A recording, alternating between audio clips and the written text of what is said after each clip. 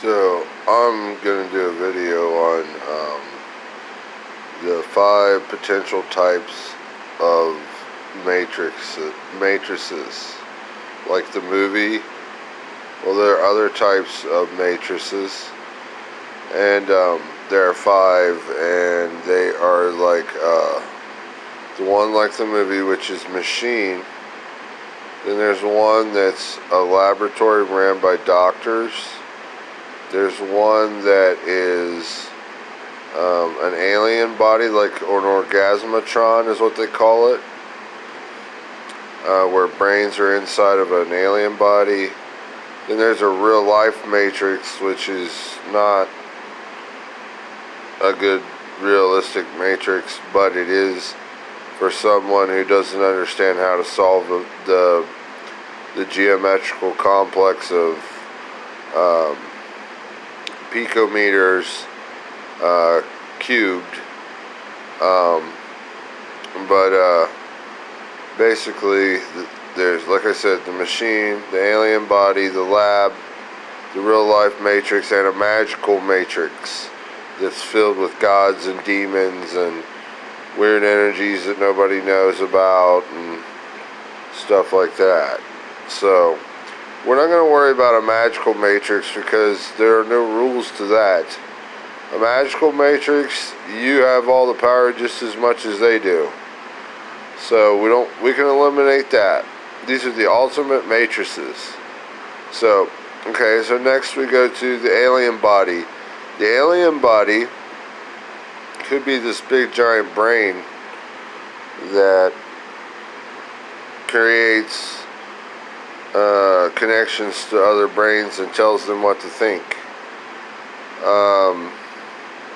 That's called an orgasmatron.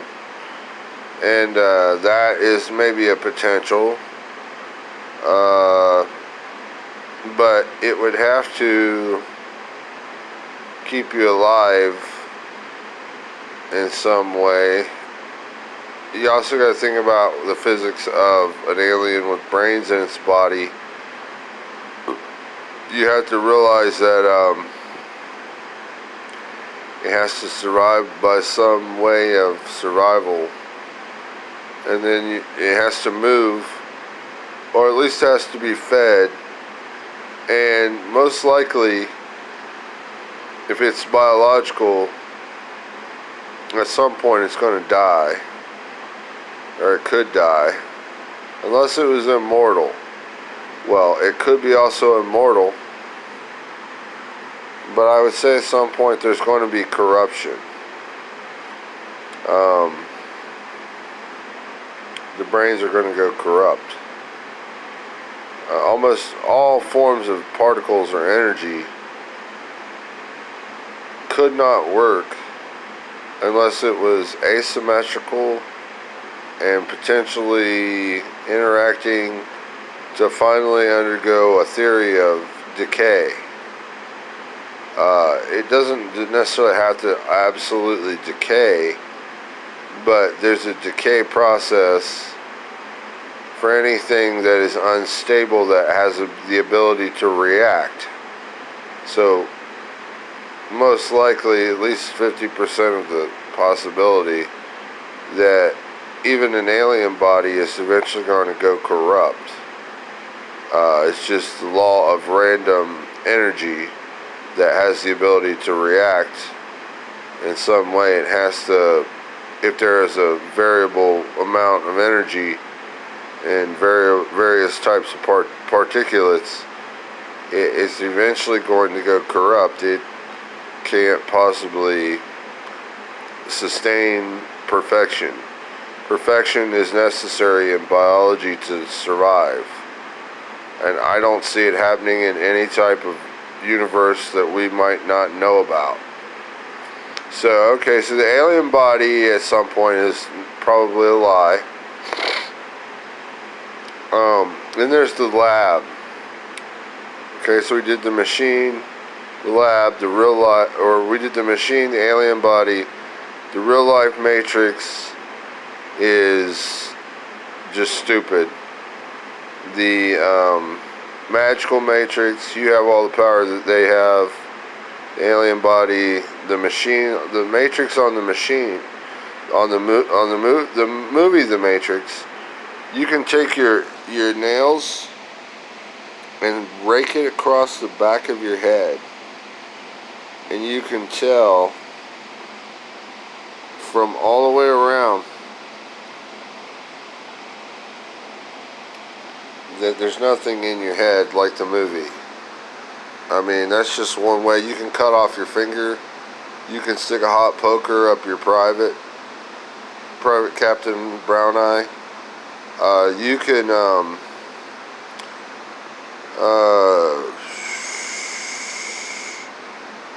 there's things you can do. I mean, you could cut off your arm. You could cut your wrist. You could try to bleed to death. You could test physical attributes. You could look for glitches. All of these things are probably not easy to do necessarily, but the raking the fingernails across the skull,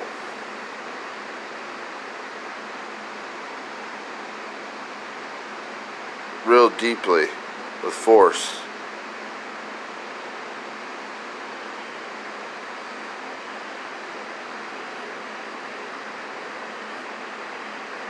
just being able to do that with real hard to prove that you're real, because the Matrix wouldn't be able to supply that energy. So it's not a matrix, not that kind of matrix. I just performed it. So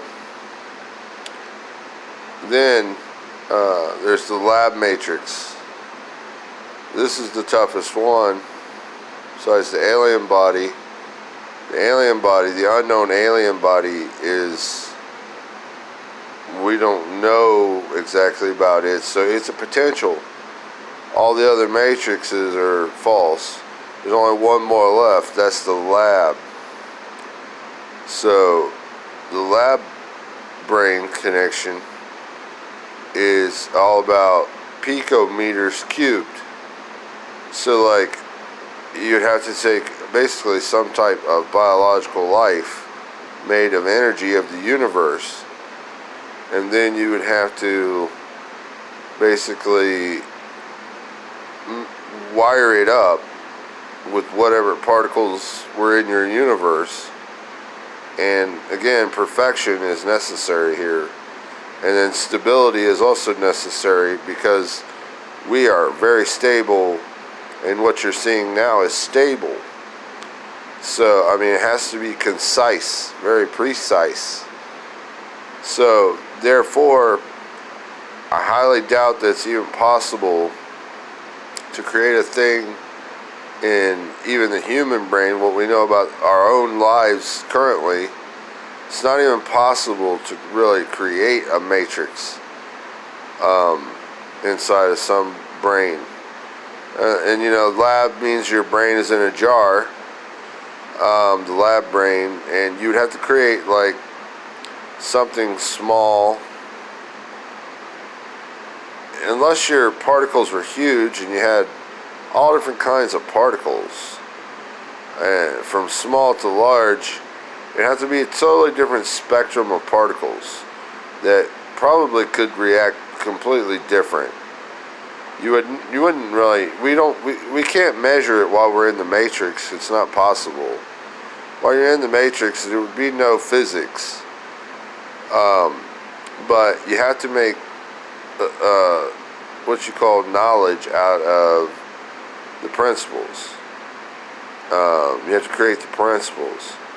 And if you use geometry to do this, geometry is important in this subject. And basically, you might get a lab matrix to work if there are particles. You might get a magical matrix to work if there are particles.